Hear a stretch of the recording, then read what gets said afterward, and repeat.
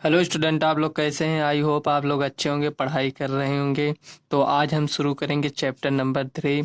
अगर इसके पहले की वीडियो आपने नहीं देखा है तो चैनल के प्लेलिस्ट में जाकर आप पूरी वीडियो देख सकते हैं। तो इसमें लिखा है दो चर वाले रैखिक समीकरण युग्म। तो चलिए इसके बारे में थोड़ा समझ लेते हैं, उसके बाद एक्सरसाइज लगाएंगे। इसमें लिखा है दो चर वाले रैखिक समीकरण युग्म। दो चर वाले कौन से रैखिक समीकरण युग्म? तो देख लेते हैं दो चर किसको कहेंगे। देखो, जैसे ये यक्स हो गया, ये वाई हो गया। तो ये दोनों को मिलाकर हम एक समीकरण बनाएंगे। जैसे मान लीजिए 3x प्लस 2y बराबर 0, या 3x प्लस 5y माइनस 2 बराबर 0। ये इस तरह देखो, इसमें दो चर है, एक यक्स हो गया, ये वाई। तो इस चैप्टर में हमें दो चर वाले रैखिक समीकरण यानी ये दोनों चरों का यूज करना है हमें। और इसके आगे का थोड़ा समझ लेते हैं। इसमें ग्राफ भी बनाना है, जैसे ऐसे ग्राफ बनाया जाता है ना, ऐसे ऐसे ये सब ग्राफ बनाना है। तो चलिए थोड़ा उसके बारे में समझ लेते हैं। इसमें मतलब ये बताना है, दोनों समीकरण को देखकर हमें ये बताना है, इसको सॉल्व करके हमें ये बताना रहेगा कि यक्स का क्या मान आएगा, वाई का क्या मान आएगा। तो और इसमें ये बताना है कब इसके ये दोनों समीकरण के कब अद्वितीय हल होंगे, कब अपरिमित रूप से अनेक हल होंगे, कब उसका कोई हल नहीं होगा। तो समीकरण को हम सॉल्व करेंगे और उसके बाद हम जानेंगे कि इसके अपरिमित रूप से अनेक हल है, क्या द्वितीय हल है या कोई हल नहीं है। तो कुछ फार्मूला है उसके देख लेते हैं। देखो, जब जब यहाँ लिखते हैं, जब A1/A2 बराबर B1/B2 ये नॉट इक्वल होगा, तो इसका अद्वितीय हल होगा। ये जो दोनों समीकरण दिया है ना, तो इसका अद्वितीय हल होगा। यहाँ लिख लेंगे अद्वितीय हल होगा।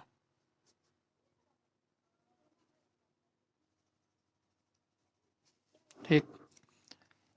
और जब A1/A2 ये फर्स्ट था, ठीक, ये फर्स्ट है, ये सेकंड हो गया। A1 बराबर B1/B2 बराबर C1/C2। ठीक। जब ये सब बराबर होगा तो इसका अपरिमित रूप से अनेक हल होंगे।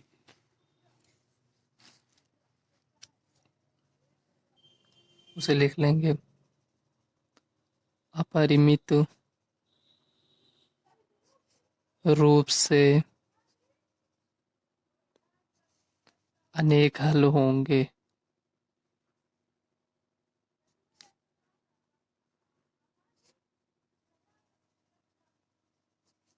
ठीक। अब यहाँ थर्ड नंबर पर, जब A1/A2 बराबर B1/B2 नॉट इक्वल C1/C2, तब इसका कोई हल नहीं होगा। कोई हल नहीं होगा, नहीं होगा।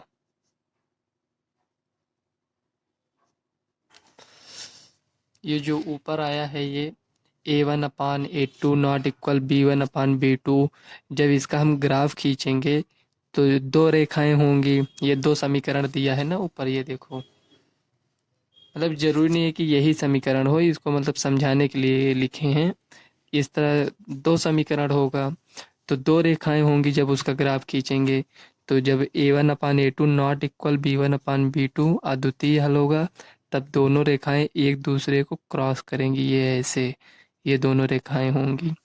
और जब ये A1/A2 B1/B2 बराबर C1/C2 जब ये होगा, तो रेखाएं दोनों समपाती होंगी। जैसे मान लो एक रेखा ऐसे गई है, उसी के ऊपर से दूसरी रेखा चली जाए, ऐसे एक रेखा के ऊपर से दूसरी रेखा चली जाए, तो उसे समपाती रेखाएं कहते हैं।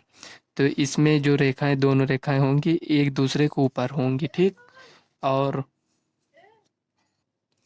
इसमें देख लेते हैं, देखो A1/A2 be equal to B1/B2 not equal C1/C2 है।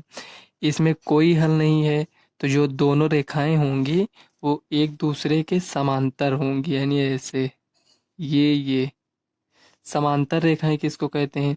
समांतर रेखाएं वे रेखाएं होती हैं, इसमें देखो ये जो बीच की दूरी है दोनों की, यहाँ भी उतनी ही होगी, यहाँ पर भी उतनी होगी, यहाँ पर मतलब इसको चाहे जितना बढ़ाते जाएंगे दोनों के बीच की दूरी समान होगी, मतलब यहाँ जितनी दूरी रहेगी यहाँ भी उतनी ही दूरी रहेगी, ठीक।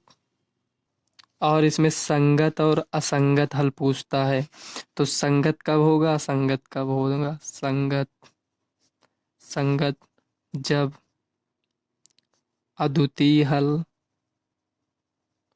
अद्वितीय हल, अद्वितीय मतलब केवल और केवल एक हल, अद्वितीय हल हो या अपरिमित रूप से अनेक हल हो,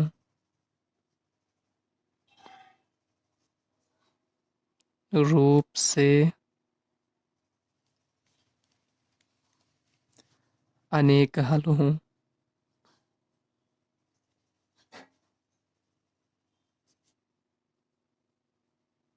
ठीक, तब संगत होगा।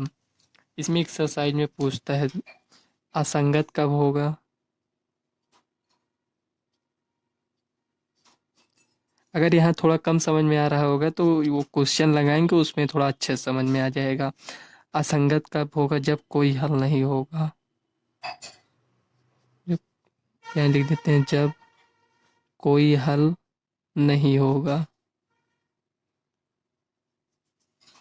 नहीं होगा तब असंगत होगा, ठीक।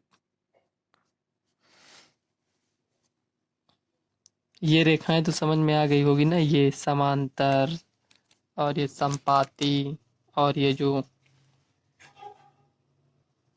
जो प्रतिच्छेद कर रही हैं रेखाएं, ये समझ में आ गया होगा ना। अगर ये इस तरह रहेगा समझ लो ये दोनों रेखाएं प्रतिच्छेद करेंगी, अगर ये इस तरह रहेगा समझ लो संपाती होंगे। अभी हमने आपको ये नहीं बताया A1 क्या है, B1 क्या है और ये C1 C2 क्या है, तो चलिए यहाँ थोड़ा बता देते हैं इसी समीकरण से।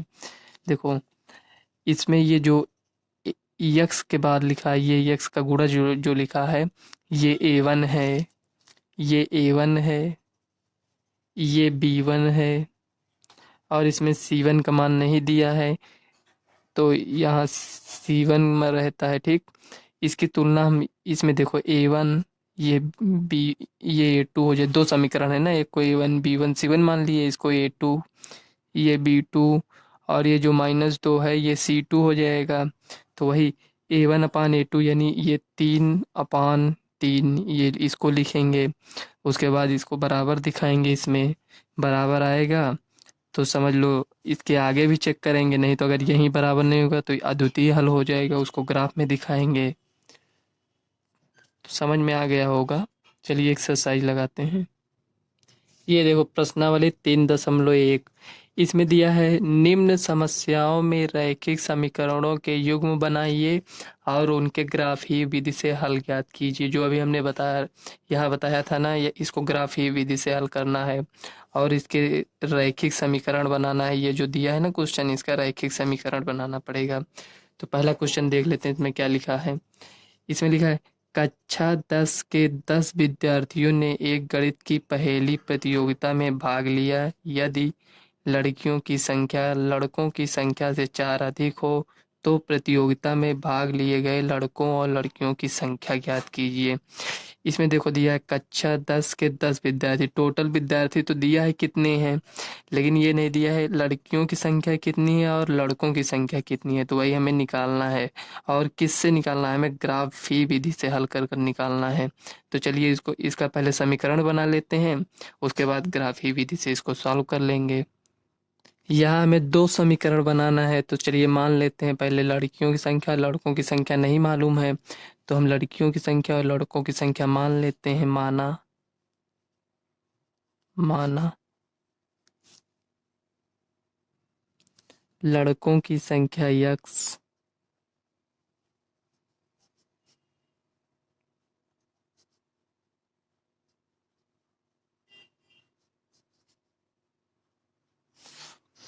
तथा लड़कियों की संख्या y है।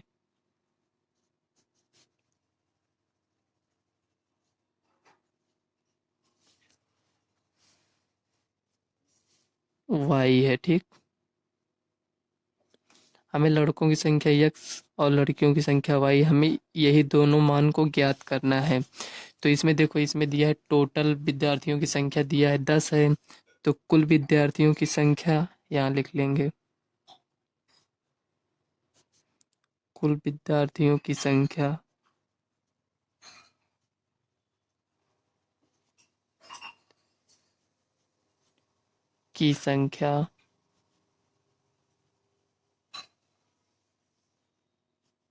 देखो, लड़कों की संख्या x है और लड़कियों की संख्या y है, तो टोटल विद्यार्थी कितने हो जाएंगे, x plus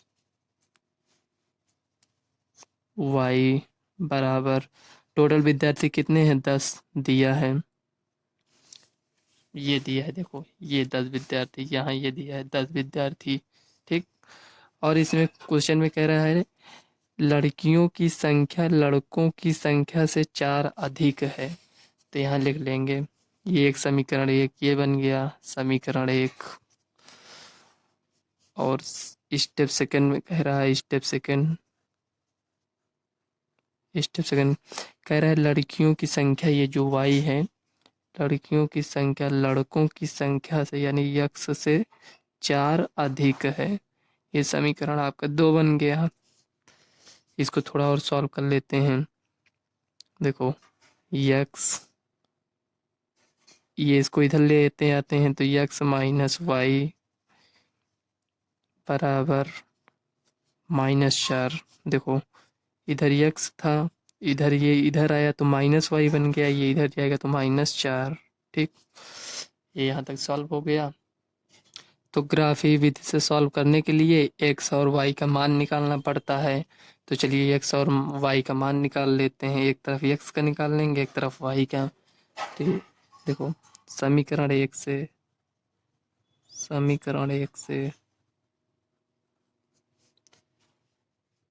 x plus Y बराबर 10, इसको हम इस तरह भी लिख सकते हैं, x बराबर 10 माइनस वाई, इस तरह भी लिख सकते हैं।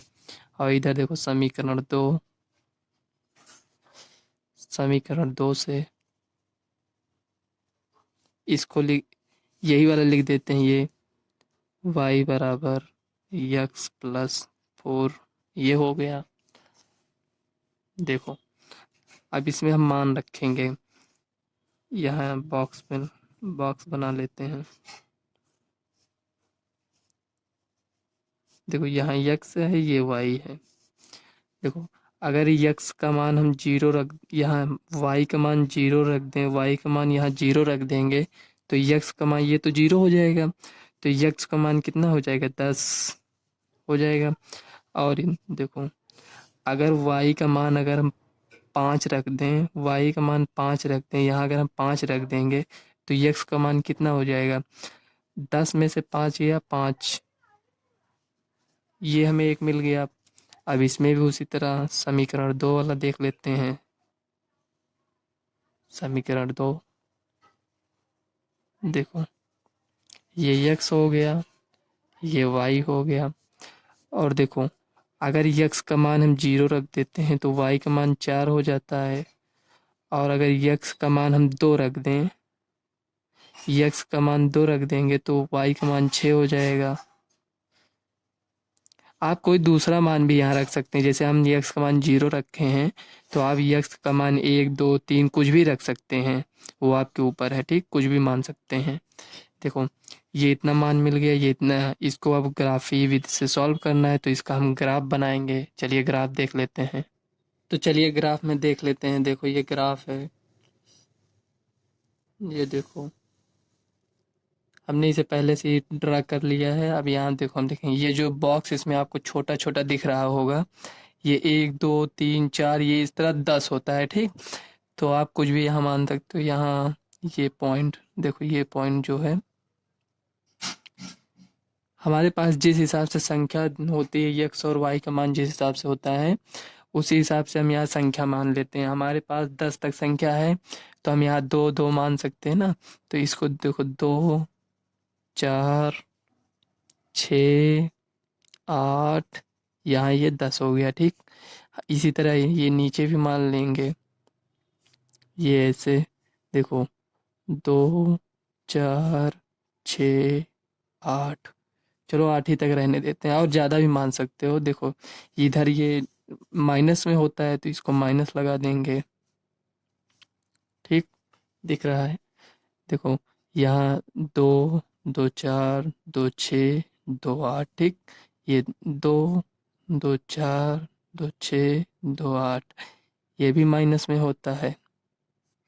ये यक्स अच्छे है, ये वाई अच्छे है, तो इधर भी चलो लिख लेते हैं। यहाँ ये 2 हो गया, ये 4, ये 6, इस तरह यहाँ ये 8 हो जाएगा, और आगे भी लिख सकते हो।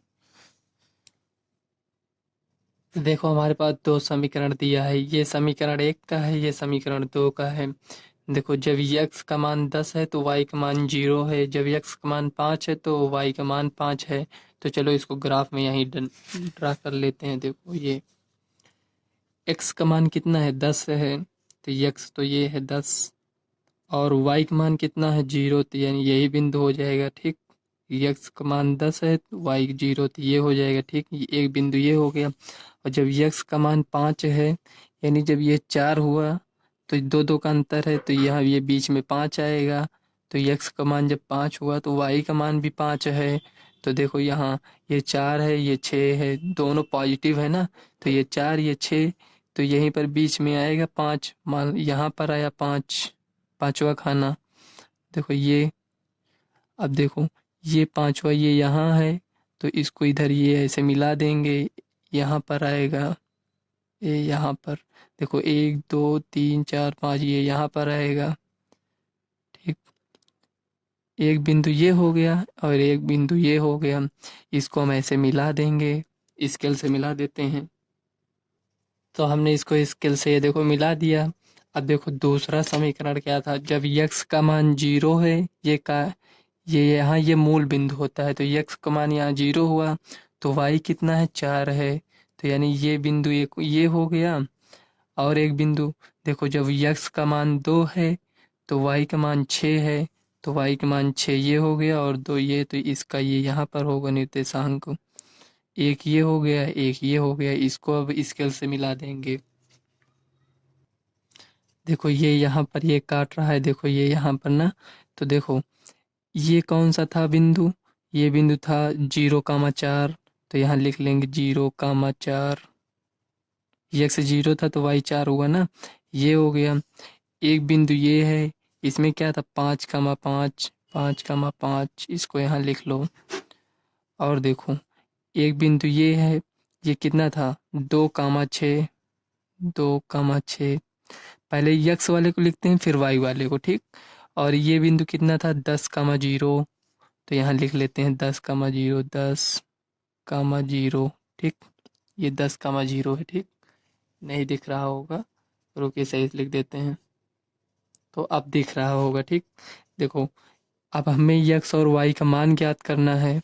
तो ये देखो ये जो रेखा है यहाँ पर प्रतिच्छेद की, ये दोनों रेखाएं कहाँ पर प्रतिच्छेद की हैं, यहाँ पर। तो इसका हम निर्देशांक देखेंगे ये कितने पर आ रहा है। देखो यहाँ से देखेंगे, ये यहाँ से किस लाइन पर आ गया है, ये देखो यहीं पर गिन लेते हैं। देखो 1 2 3, देखो जब इसको आपने मिला लिया तो इसको देखो ये बीच में ये यहाँ आया है ना, तो 6 के बाद क्या आएगा, यहाँ 7, फिर 8 ना, तो यहाँ 7, यानी वाई का मान 7 हो गया। वाई का मान 7 लिख देते हैं। तो यक्स का मान कितना आएगा, तो कुल विद्यार्थी 10 थे, तो वाई का मान तो हमें 7 पता चल गया, तो यहाँ 3 हो जाएगा। ठीक, और ये ग्राफ से भी आपको समझ में आ जाएगा, यहाँ से आप देखेंगे ना तो ये तीसरे नंबर पर आएगा, 2 1 4, यहाँ बीच में ये 3 ही तो आएगा ना। ये यहाँ से आप देखेंगे तो यक्स का मान 3 और वाई का मान 7 हो गया। तो यही जो यहाँ प्रतिच्छेद किया है ना, तो यही आपका एक्स वाई का मान हो जाएगा। तो यहाँ हम कॉपी में लिख लेते हैं। लिखेंगे अतः ग्राफ से स्पष्ट है कि, अतः ग्राफ से स्पष्ट है कि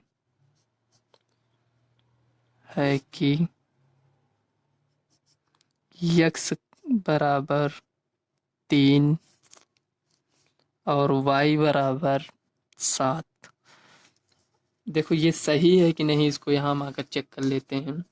यहाँ देखो, यहाँ अगर यक्स का मान 3 रखेंगे, y का मान 7, तो 7 3 10, ये बराबर आ गया ना। और इसमें समीकरण 2 में भी देख, तो हमने इसमें देख लिया है, अगर चाहे आप समीकरण 1 में मान रखें या 2 में, दोनों में उतना ही आएगा। देखो यक्स का मान अगर हम जो आया है 3 रखेंगे तो 4 3 7, देखो y का मान 7 आ गया ना। तो इसमें भी देखो y का मान 7 आया है।